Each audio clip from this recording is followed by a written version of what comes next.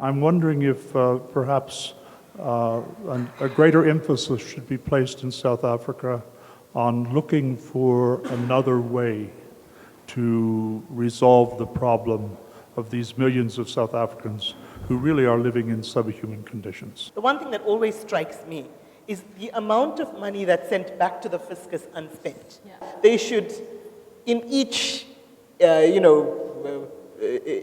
under their remit, identify 20 families and give them that money as a support to actually build in the same way that was done through the Khotla system in Botswana. But basically, people living in peri-urban settlements in what we call in shacks basically, were given money to actually put up proper structures. You saw within the space of, I think, about 5 years, you saw what had been very unsightly shanty towns, Jondol if you want, actually start to be replaced by brick and mortar houses. So it was a successful experiment in some ways, although I believe that there was a degree of corruption, nepotism, etc. involved.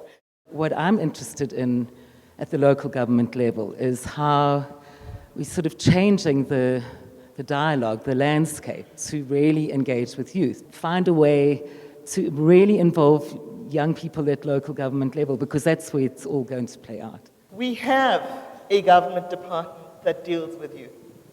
Most of the funds from there go to our, God, I forget what it's called even now, because again, it's changed. YDA. Some of them are used legitimately, but a lot of them we know, they go to party political things. I do know that the answer lies in talking to young people about what they prioritize as their most urgent issue.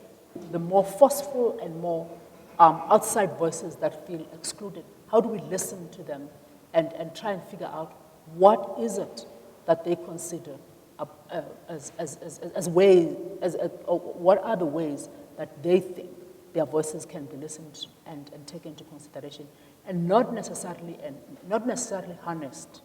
How do we ensure that citizen ownership when the majority of citizens have limited knowledge of formal democratic structures and processes?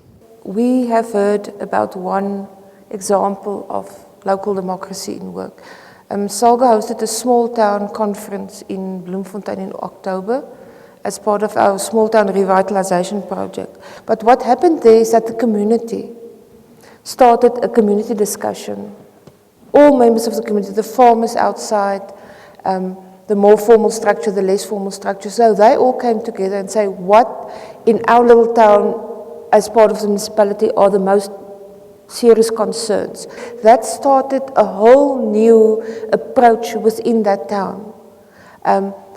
There's a bigger trust of the community in the municipality. The municipality is more comfortable with the community, and they say what is happening in that town is amazing. And also thank you for the audience. I mean, there's so many things happening this time of the year. Thank you for coming. We're looking forward to continue this type of dialogues and this kind of debate, and I think the next time we'll have it in a rural area to have rural communities engaging with us.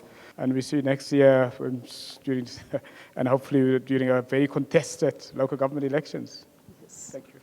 Thank you.